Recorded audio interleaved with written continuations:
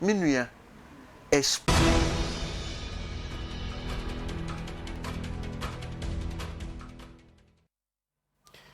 Abuja from Russia bedwafo mienu na beka mensan wo fia ha no pay yesi nkonya na yadwendwen wo man Ghana ho nsem wa kotwi kobre man wonso wobetumi aka bi 1441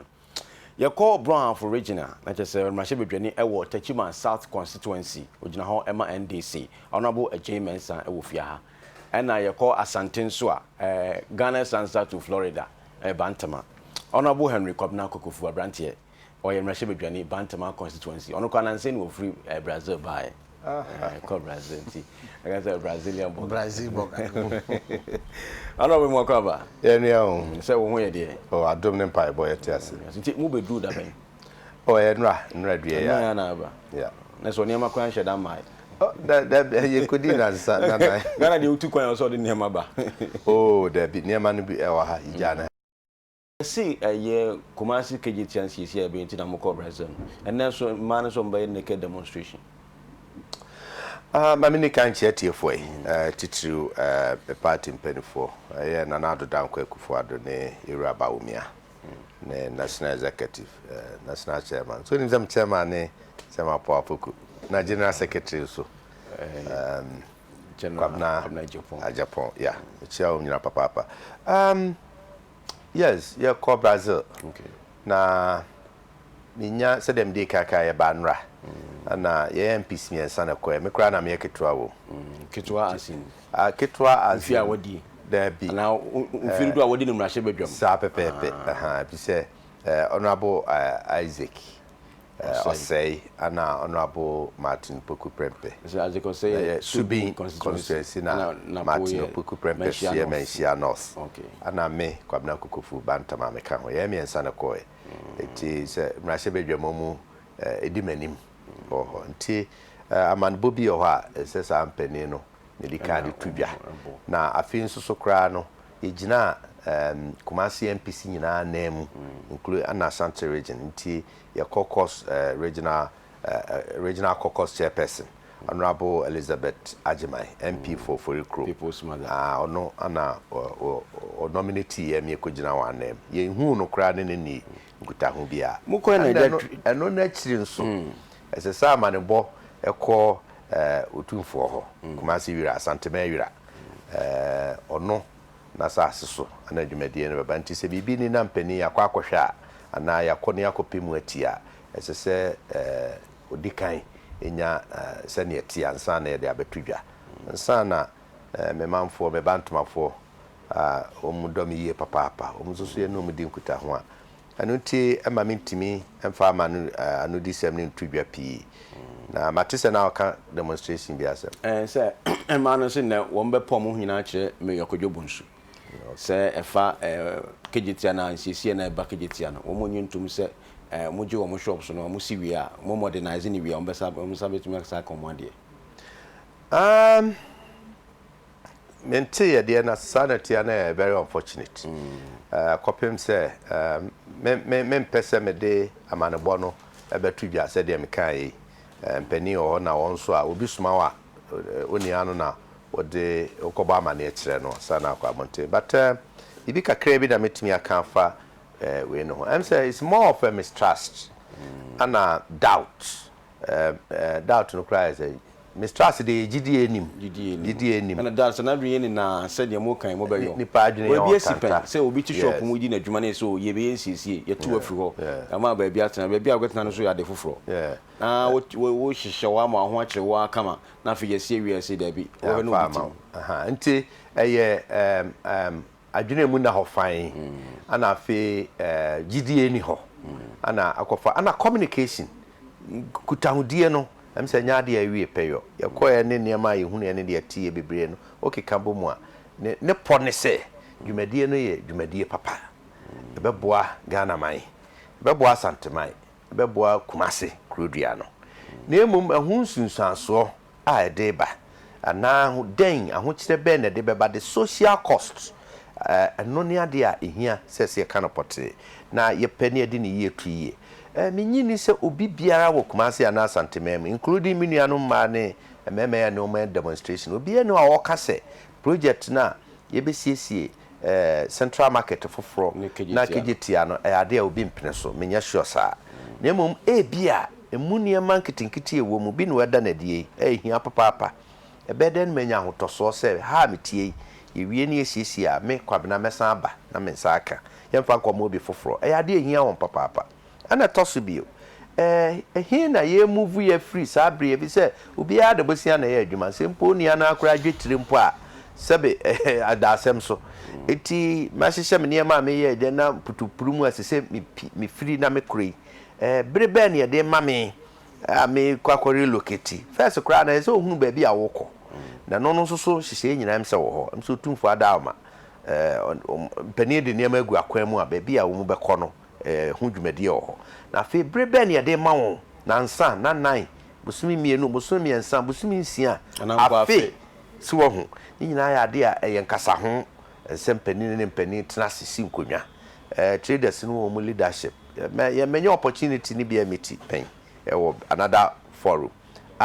we nyina ayo hawo sese yehwe ne yeyo hin no mo beko brebe na yetu on na yewie dwumadie no nso a on sabetimi asa ka se de tie. There's one group of people omude no ahomete kakra bibre boka aye japade dan akese ewo saa kejeti anom enclave ho no wo konkrata mu a better permit no ne za ne mani ni so the question of compensation say penit na se ne ahwe kofi manu wajapade wa ha dwumadie no beka no say necessity piama na ade na ahomete compensation mu ne se no matter ka wo boy no yesi ya compensate you aya ben adwuma se nyaade a beduru woka no bia baabi eno ne ade ha adwene sise pa etiti nipa no bi enti bebre o ha omunya nyantiase papa ana omunya enya ho ntiase efa ne ma ya bobo sui na sekantiase ni nya bawi a na obi ehunu se ne poma sibreni na fe won susu a wan japade akese wo ho no won su hunu se bia ebeka no onim se se yi kwan na nka dan a wo se kwan ne tene hu za nya count down pet won za no se kwan no manyini wo manyini enuti these are nema we nyina ya de a esese mpani ne mpani tenase na kemi as a body we kra de kamesre duru ho mpo a nananom menhia otikokọ na daoma oyi nana ba akokra betenem bi eboa na fe traders no more representatives no ne ade enkrata ya adwuma mrakwan so a lawyer sem ye MPC me ne enuanom aka nyina ye prepared kra se ye be guarantee na ye be witness se obi a ye be jiwa pata bia no sapepe onabo utua bi asoso anase wokotenam sa ye wodwuma anu ntina medi kan sa ma ne bo no se ma medi wachira me nimra me ho so na me de atodwa ade so mo ko na ngofo se a mo ko Brazil se mo kotwa mo num enya no cresa yakohu ya ni so ade ye ne won a contractor no be ya adwuma no niema bia odeda na die ene ade se de tudwa na ye ne enya akwanya ne amanfo hia ne ye ne won one on one ye kirekire niema mu a minim se akoma nyina be ba ko ne contractor ne ko di nkoma ha yo se ye nka o se ko bo na nti me da se ma me ko no bo agreement as ono bo tachima boko de me no aboko ya si smart na tachima jadam pa ni I think say jatum kura sisi edum jano modum jano ho me pese me nua ya semi bi ne won ka tachima asem obeka kumase de ni say ene ye nka tachima asem ho ne kumase asem ne ye ka so no kura de ye ka me ne di hu nkomo kwa na nka ho ne mo abansan se woko Brazil abasa no o se yebusan Brazil nkomo ene wo se de se ko Brazil no wa kwa ba ye kama na mentia se so asem hi wontimi mpon ho se ne wo se so pon ho no de wo ye mpia o man fa ba ma na ba soma wa wo se gise mempanyumfo no ade no a wakohwe no akire de wa age atumani age o se ya de papa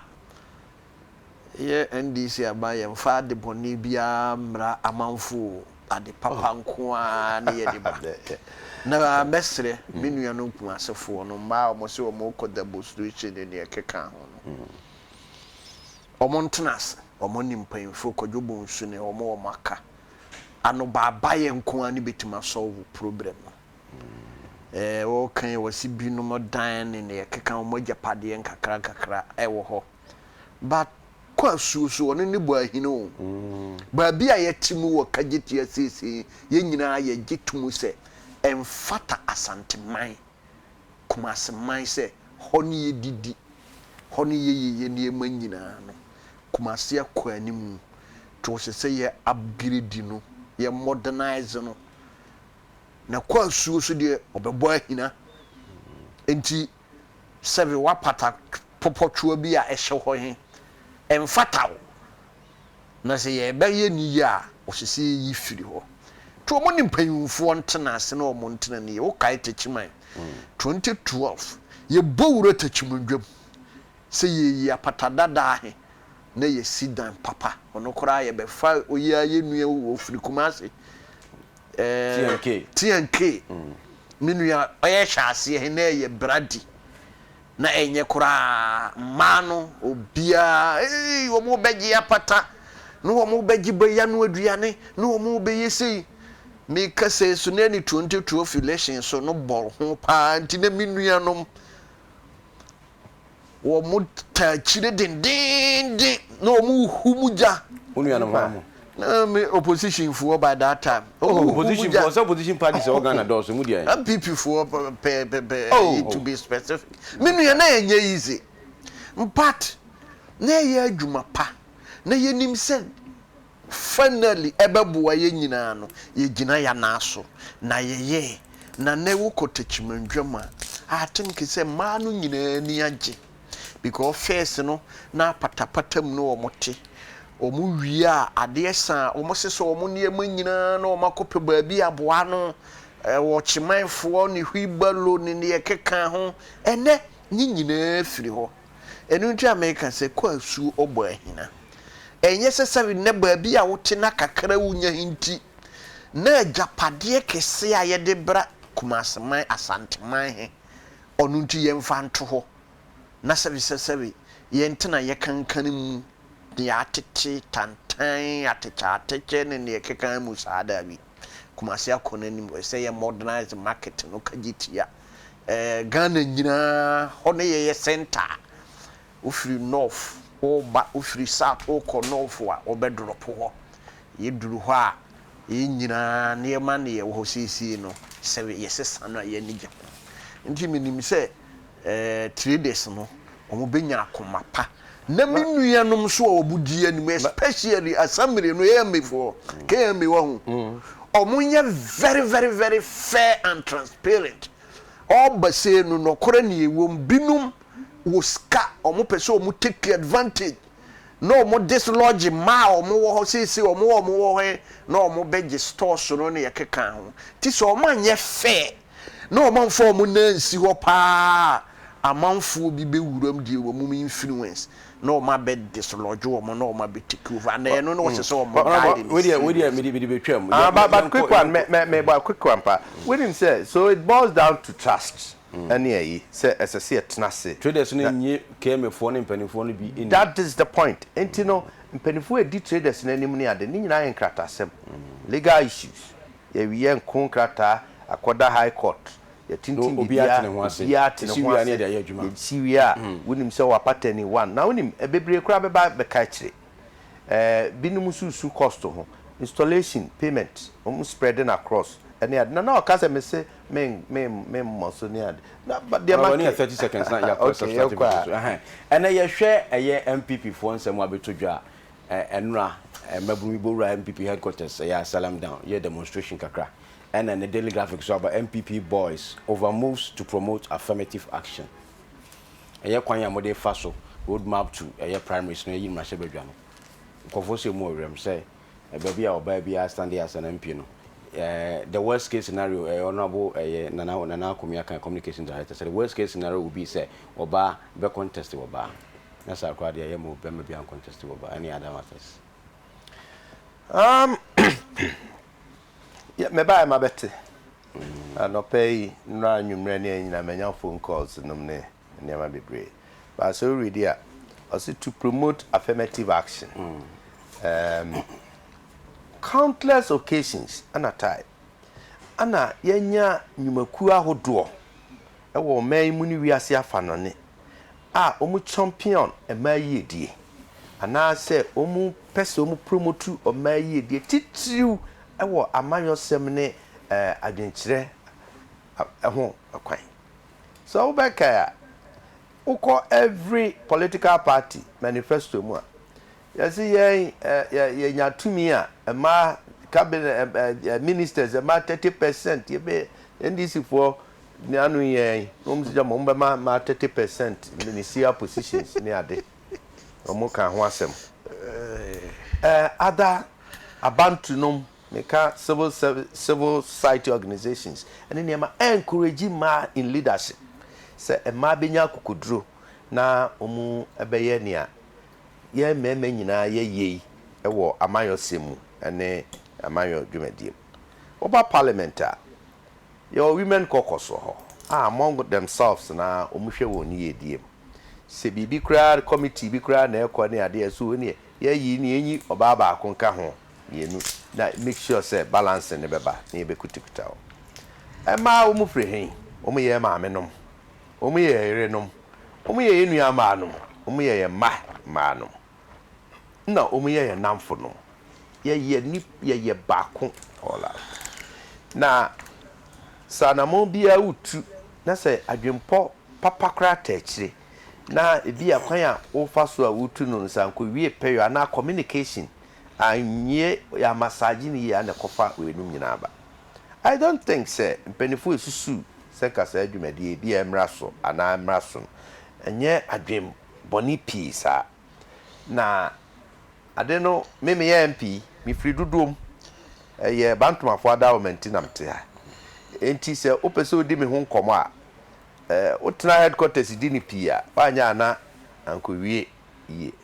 koda ho ko bantuma ho so na ne nuanom ne adofo a ewo ho na omu ne nimme omu na ne matena omu na ehunu misuban ne manamuntuo enti se opese oye bibi de boa mimpo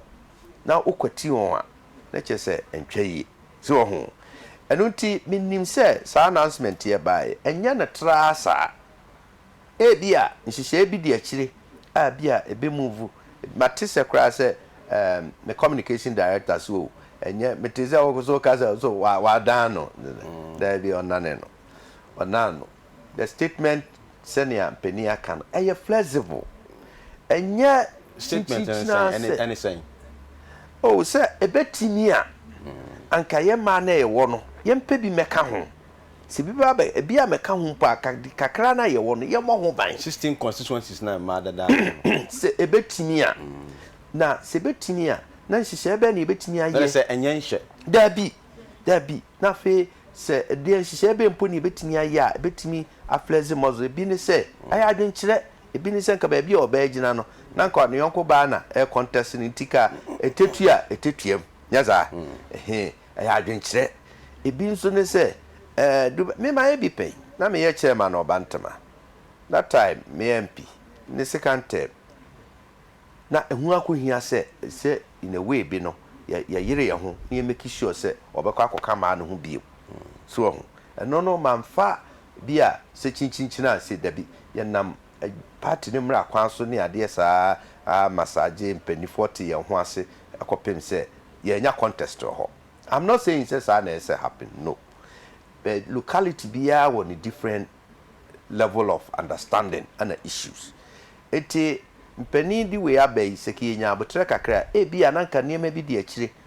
be fleze grounds no obi okra ye be hwehwe mu be ye ne ade no no akra bi kra wabre so ohunu obi on so kra da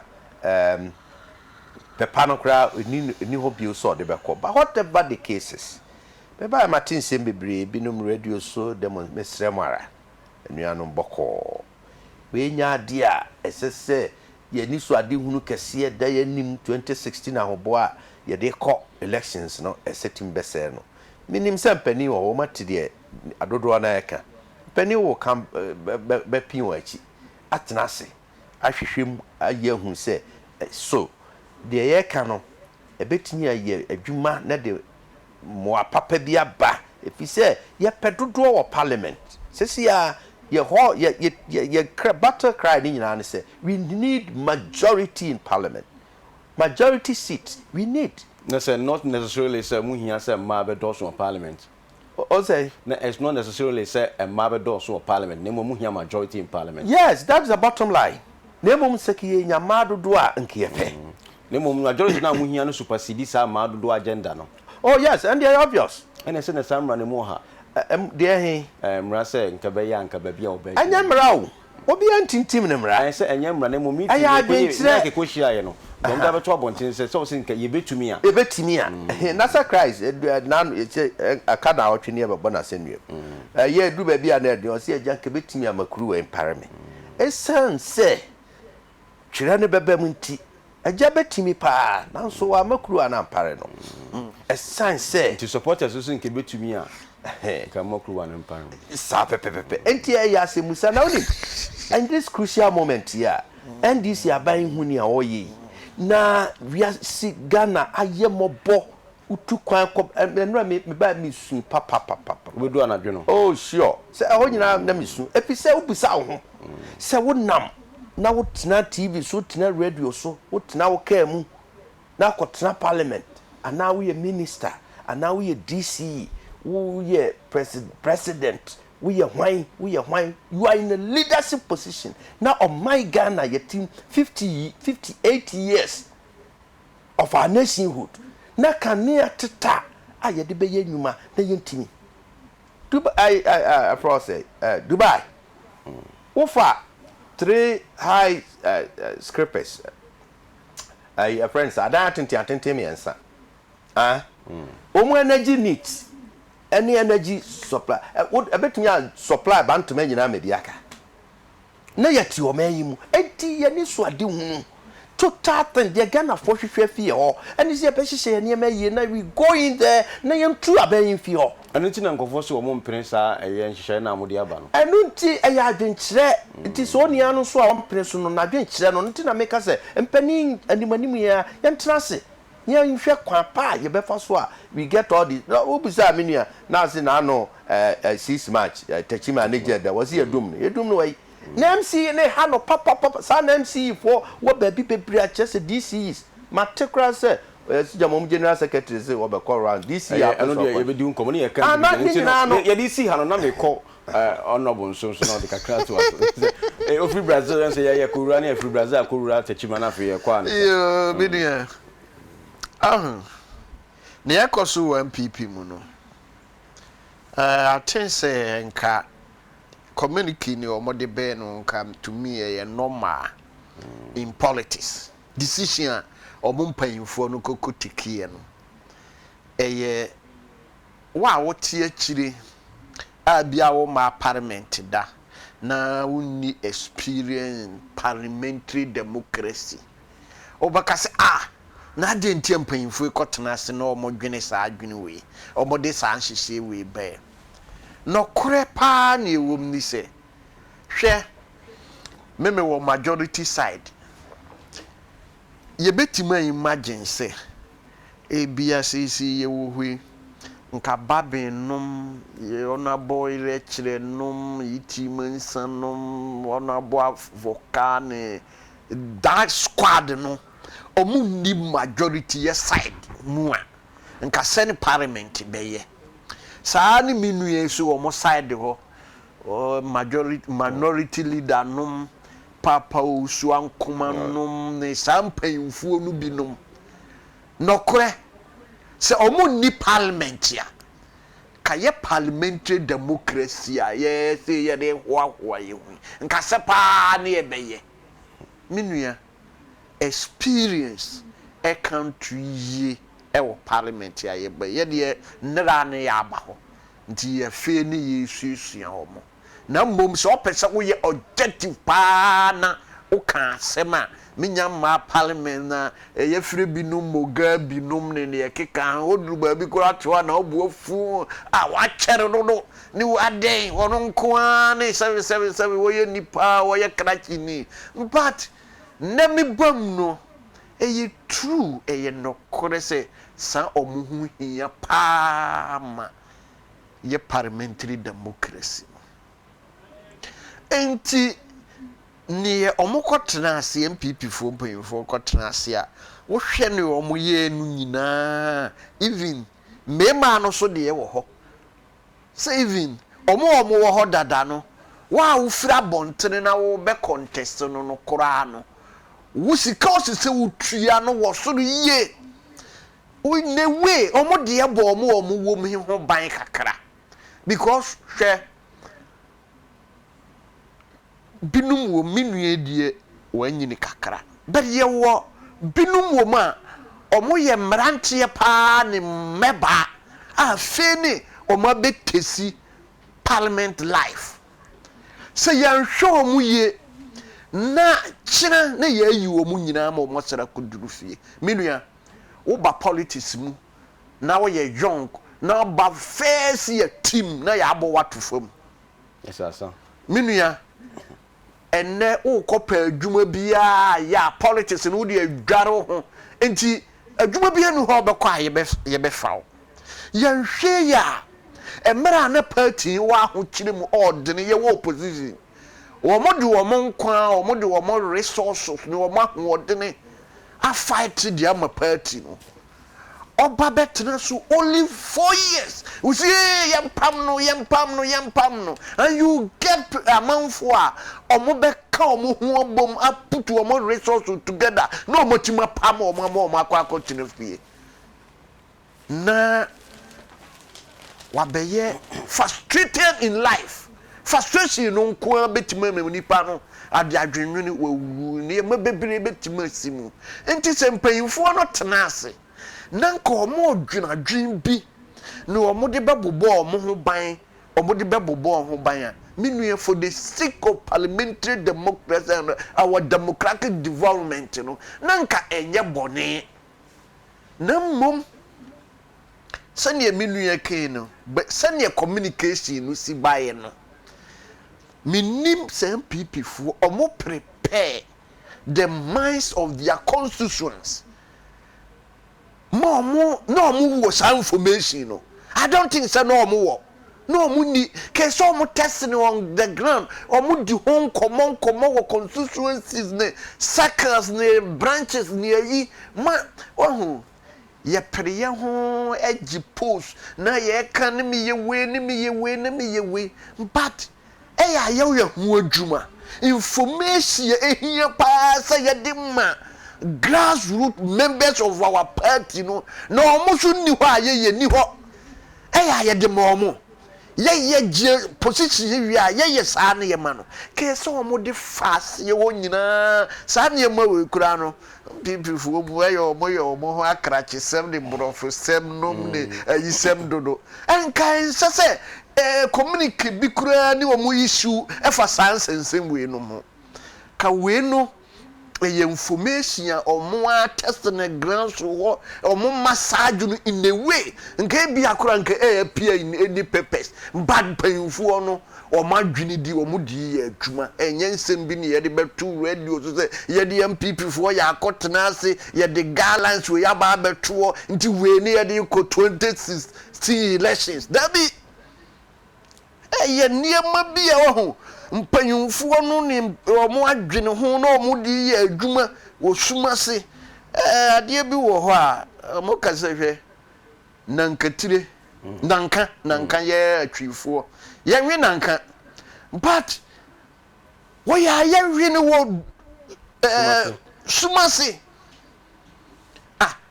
wo maame no wo yare wo ba hwe no ba ko fa dufa bi moto tu na de ama na wadi ebia nankatire ne yede ye nso wo se me nanka bia me wi bi kura da me chiri nso na odi ni wo dufa mu ni moto mu nti ye nsem bia sadie we he party bia NDC MPP bia dwene kwan a obetima fa so retain some of the old members ba kwan ni obefa so a obeye no kwan ya obefa so obe communicate to the people maybe ni wo mo ye adwene even say ye can equity ya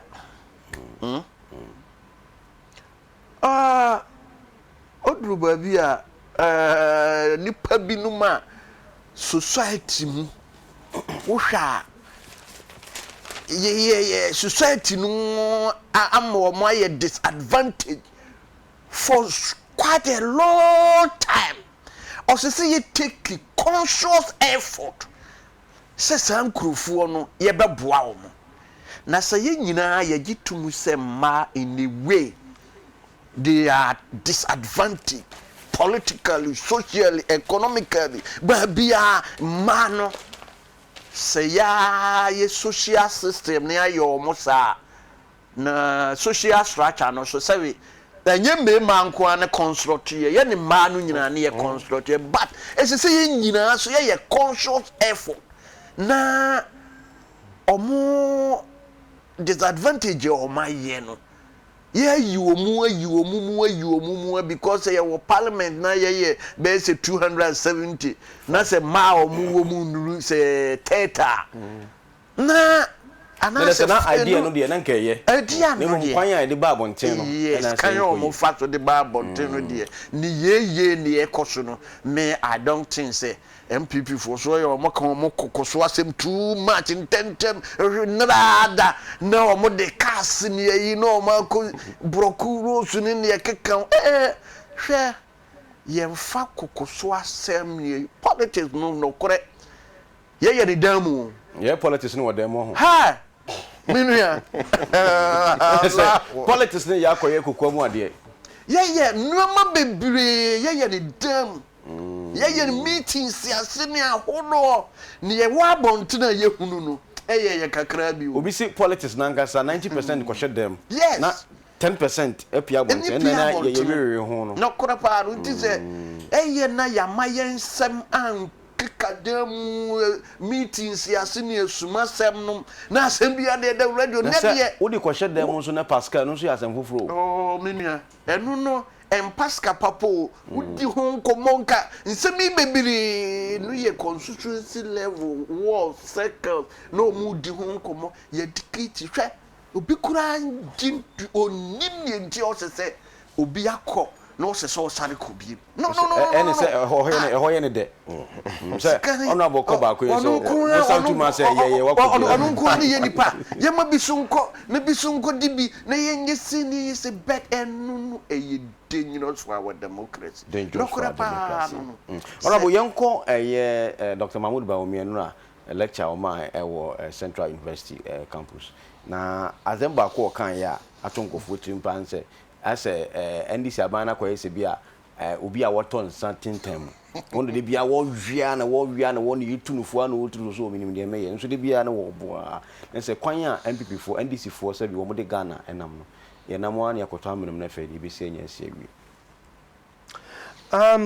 but the best CFP baby we 2009 up to 2010 and former president JJ Rawlings Obabontin and also baby president Mills na me fa na crazy onen NDC aban edigan na ekono ye koto amna donko bi o guys asem me kai pa am say wa hwefo no Ghana fo nyina kai o ka asem emu one am say you turn bass asem na bai no see you turn bus driver neda that time near president no a vice president or see you turn bus driver neda you be huno coffee amenano ya pijanesi no wako amenano akakuma bi ni atom said you walking abysmal doldrums of despondency chese ya kwa koduru baby a afede ya toba ha oman no buo ni oman nhihye ni ade agi yensem na maka na meka bio se menimi nuate ha fefefe ya yedi ehun komo ya yedi ye we nyinara ye nya akwanya we because say ye frɛ ye ho amayofo politicians ye tu ye ho asi ho se oman no tumi ene ajapade ye mfa nhye yensa ene oman ne haw enti memeka masem no so aka nasem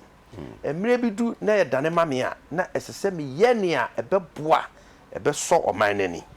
ye dane ma ono nso na wo ya esese o ye ne a ebeboa na ebeso oman nani nti ebedi adandane to continue na on na tie adwamu ye ya ne ye sere ne se ye ka ne se onya ye nya hihye no ne ye nya na nya akono na menene mienu ye ho nya akono na Ghana fo nya gidie mapa ewo yen amayofuo na afi brano Ghana fo nsunfre ye no mun ka say yes modwuma moye na hote nti tumi no bre na du mo mekama asem na yemfa mamo na se ko ba ne se de ye ni dia na ye nhihye bi ato ha ma Ghana fo alusu confidence gidie mapa amanfo wo amayosemu ene yen amayofuo mu kwa na ekofom ebeduru mrebe na menene mienu ne ehuni mfaso biom. That is the danger. How na ye komu a de ye face sese na no ebe kakra me no ye nam street mu ne ye ko ye se TV kura ne ba so ye zo politicians ne ye dum ni TV ye zo ye rally ha mo fom asem ko ye ko parliament so what and no any idea esese ye ho adwuma na ye ditia ma ka cha mo se nye na anu MPP for ye ko Congress ko yi na Akufo Addo ba ya ne Ghana for enya se there's an alternative hope bi o se we mpo de ekura mu na enya emre bi beba MPP for de na Addo danko Akufo Addo enso bebre ye ye ginu tu a na ebia anase nsisaye ne nsachire beba sanya no anka Ghana for gidie e wa amanyo se mu nka ekọ enka sese kechese anka o man ka politician obi afa enya hwe na munyam kanyame se yetimi tu sa na mo nya yewra Mahmoud Bawumia aka yi nya de foforo waka on countless occasions even in parliament minority leader honorable Osechi Mensabunsu wagina ya nemu press conference upon press conference ya kananu ya the state of the nation address ye true version ye kokọ Ghana fo ho adwuma wura no mbusa say unyuma mu te sei wadwuma ye wo mse da bi de ade na ye no kanea ne ade ni nti menwuma egu me mrantie ne mabawa ye adwuma minyankama to akatuam nanso kanea ne ade asem ti diesel ameto adwuma ne egu manufacturing is going down agriculture biara na de ahomete any hospitals oba penfo be for ye funu na busumen kono na bedru na wo so na obedru theater labor na kanea ni ho bi where the torchlight yeah telephone torchlight and the jiawo baby I do 58 years na economy na ground war to the point say me no come ho bi near te parliament December yeah 2015 budget ye didi ho komo yewura honorable Anthony Akoto say MP4 tafo pankro Ojina simpie so e can see ni p say you are finance minister o budget estimation it cannot hold baby a fundamentals no ne niema esisi PPP eni sikasem ne ade ne kon budget ya mode abede mi susu se emre enche pi mo besan baby e de budget foforo aba de to so bio de ntia o kasa ne se mo na mo se mo ne IMF di nkomo IMF nkomo amu ni mo de nyina anim conditionalities e wo ho na munwie na makofa budget we abai IMF for so ba no msi we ni na che se bibia sesa na indeed osa ka kire ye nyina se IMF kra hintew say go and recalibrate your figures. I'm quoting him. Recalibration che se won you know figures near there nkonta na wabu no kona san kosa kire mu IMF na instruct the Ghana government. Now him oko IMF onim de kire. Woko ka kire IMF say bo papa broni IMF.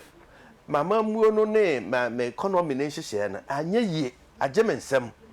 Mintimi nye wei me sika ensoma kwankro ne ade nti wadaoma brem na beyen hye ma me na behwe me so na menya nia esefata na mia me nko ade mia aban mintimi nye hye me ho so sa na tie nhihye bia no a wo de be adwuma sese na nam say IMF abamu ne ntino nhihye na be use so na ye fe ne conditionalities into atise teacher ni na homework wonye ana work wonye na ode aba agina wo konso no de ne obe wo ja wo de aba no to no kwotena se a onye wo ye kura so abi IMF ncho mo de aba agina Ghana agina ya so sese ye anu mu ne we na onim de nti a Yoruba umia eka we ne say between August 2014 August and yenya ntie say aban akwa abanwa maso akọ flow 2 shares Eurobond wenya munya say $2 billion 1 billion munya $1 billion so nanke ye pebe 700 kwa abuso $1 billion inti Ghana for mumye ni asijo ana makoje $1 billion yaba na watwe pepepe na syndicated loan for cocoa board wo madwuma pa nsi share pa wo de kwa abontinti no ni anya loan of 1.7 billion o ka bo mo ezai 2.7 billion ni nyina esi ye de be show up economy no ni nyina ya bosia ye betua wo enti from August to December $2.7 billion abaya system yimu ayedi aye adwuma wo man yimu ya hunu ye ho ano January February asat na no last 2 weeks or so na finance minister gina parliament ya almost dey review budget review budget April yai se May se besa free aba real budget because we are dislocated now we are saying say IMF agi at the ministerial level at the staff level omaji nhihye na tum omo dey call board ni gitum a the first tranche of $960 million 100 million dollars beba na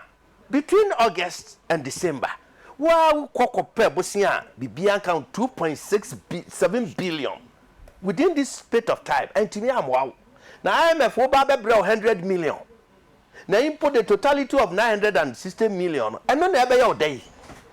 you see it be siana mama honorable Ejemesa so akami iyo menua no man PP4 omo behave say menim ne omo pese omo ka kire say so tio ma IMF a NDC aban ekwi wo mo kan ye ne huhu se omo de IMF kora no eye monster bia omo no omo nya adwuma da na se obi ka se woko IMF a sabio no wa abomusuo ni bi se menu ye se 2001 omo babedi akodwan up to 2006 omo tena akodwa so omo ko IMF ho na bodi mame just few seconds of your time na yenko Kumase na yenko fa Isaac Owusu wo report wo Kumase demonstration bi akoso wo Kumase kejitia traders no Isaac muachi o yenua ominia na apom ti sen nyame adom boko ye de nyame ase Isaac anope Kumase mountains so ehina agina Kumase mountains so eminia ma pm frikate ya abe pm o pampato said ina yenim no Kumase kate traders or petty traders and after omo ton ade o kate ankasa no omo de oyetra omo friend naked demonstration asheshe so e na no pay omo to sansana fa Kumase mountains so akopim Kumase Metropolitan Assembly how no de omo no December betuja na ona menya ne say nakedness no e beba so say ona manya ne say ombe ro mo ho ahre oru akojobo nso no e na e Kumase mayor e fa omo bo a enjo so say Kumase case and say Central Market Project or no person of the Kumase case here and can go waiting as many I so country apa Kumase mountain so now share omo billboards ne come na e sembe brain or mattress wa omo ejemu say otun for kasa kojobo nso 419 black MPs such as MPs no mu dey check for Brazil ni no omo fashion say MPs no amboa omo sa ejemu say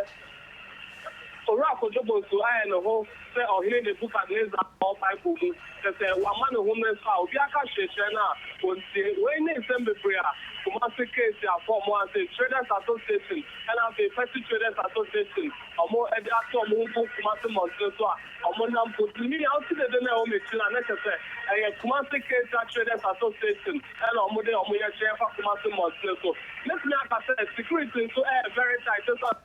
police corner na police corner do na na chi omo chi o have police corner ya dey fire so omo ni omo de demonstration ni na ba omo penny for ni bi ejima omo say demonstration no end ya pass media na kaka let me ask for Kumasi traders and have a Petty traders omo Kumasi case ya projects are for Jobo central market projects are first all year now for this case ya air couple no and now case ya for no say omo bonjo so this is the case ya air couple project no the central market no ma for discuss o mutia omo share no muti central market na omo pa case ya air couple project no media Isaac na wo say nakedness there wo mudru regional security council ho na wo mbebo naked no I mean I'm in the casa almost say demonstration and in faces said almost so fast now for Kumasi Mountains when they are for Kumasi Metropolitan Assembly and almost better on do this match around for and almost better almost one the Jana say Omaro Mohona and some of the some of the around after new one of the some of the around for almost the China Osha and Mane Memman I mean I have to know from 25 upwards there just in play I mean I never found it that way and say almost crash now and I put here and I'm using almost a some because they find out demonstration almost say and some of us are the demonstration here on the furniture I'm say when you have breakers not more for the real more fighting and when you are when somebody is free to master case here and Petty Traders Association of Traders are more case and after the more case here and then so via MBA okay they don't say Traders are more on there for demonstration I'm saying I'm also on the encourage the need now back to no any that for this about over case for the idea and then no actually can was and the case for not to come to smart Mundi Isaac anope yebeda say as a go soon na yete can free KJT Kumasi say demonstration here kan ho asem do bon krata de ba ye no say abaso enti eni be si be busuan fo igusu ana ye de bebre mame nko onobo James na fe won to aso yo menu ya na me kan say MPP fo 8 years omo ba be di na konwa so omo di 6 years eko IMF ho mo no omo ye nhese from 2001 to 2006 nyina omo ni MF ni ye adwuma saa mmere no me pa akire se na MPP fo na omo asɛ man no na atete ya pamsam 2004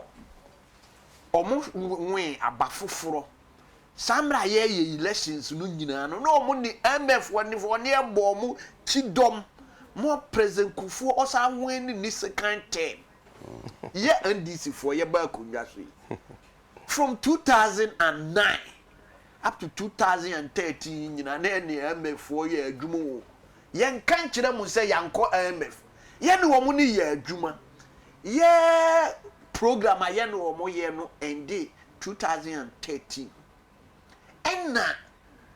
sane momo de end 2006 to 2006 but bet me you know honey momo de end because only 2 years the 2 years so because he's giving wrong information mo 2 years amono o manya adwuma no munim ne mo ye ne honey moko you okay o kasa say yakoji euro bond 1 billion no kore yaji euro bond 1 billion MPP 2007 much moji euro bond $750 million sata ma so no moton Ghana Telecom ahokyere ne eba mo so ne mamokoji euro bond sas koko syndicated loan o ka ho asemi from first NDC up to MPP 10 biano odru say ye beto koko a ye put up consortium of banks mo ma ye sa abosia no me de finance ye koko purchases eno no enye ye NDC na anu ni ya ye bi first NDC ye MPP 8 years ya mo ba bedi ye no nyina no edu se mo beto koko a Mokoko saa abosia no na mo de atokoko saa ne yeso edu se ye betokoko a ye koji the same bosia na ye de tokoko nti a business as usual business as usual but argument ne say first mo de 2.7 billion ba say mo de be so economy ni ye hu no so minua enye say ye kokoji 2.7 billion say sika di e ba be share economy mu da bi eye mu 1.7 no eye issue a ye de bia ye de tokoko ni ya kokoji na ni economy mo ha ka mo be kwa akoji baby nua ye NDC fo ye ma me kan kire mo se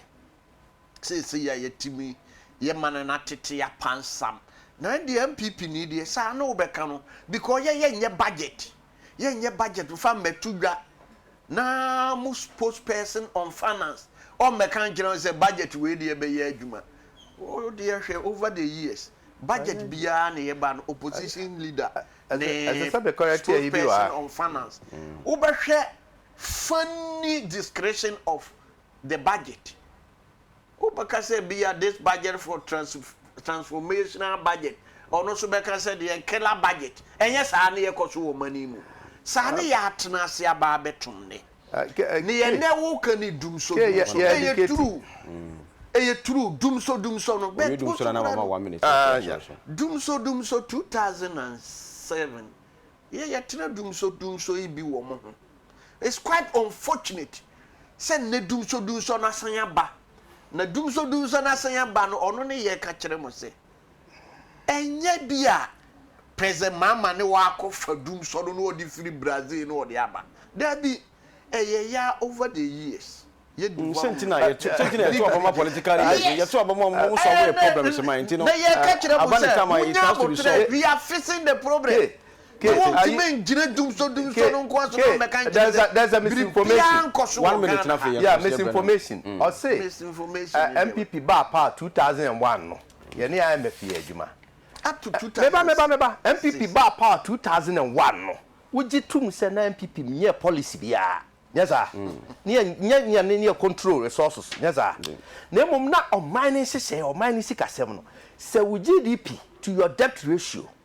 over 60% you declare HEPIC. Highly indebted poor. Highly indebted. And that's the situation for any MPP about 2001. So the situation the man no go HEPIC. Sapepepe situation the me dey who go HEPIC. But until you HEPIC no me yan na within 3 years na safu mafu. Then finance minister and the president Kofo aban no me Ghana free HEPIC mu. Na ko HEPIC in 3 years. Yes. Honorable EDBC ebeto ankomo no wachiri yebre na yebre abusafo ni honorable Henry Kwabena Kogofo emrahye bedwane Bantama constituency Ashanti region na ye call Brohaf region kofa honorable Adekye Nsroma Tachiman South constituency ono so gina homa NDC abusuan aha na EDBC yebeto ankomo no so na mepa yebesa ahia nyame woti anim che na obo ho ban driver for nso yana ntie se nsuo no top papa me chenkran ha ntimisemo a munya abotre kakra nti no driver for them say do na TV omo video na momu amu fie na mo hwe na mo mfa driver for no say o hwe screen so a o high abeka junction traffic ni ade nti munya abotre abusuan EDBC am da production to no nyina ase.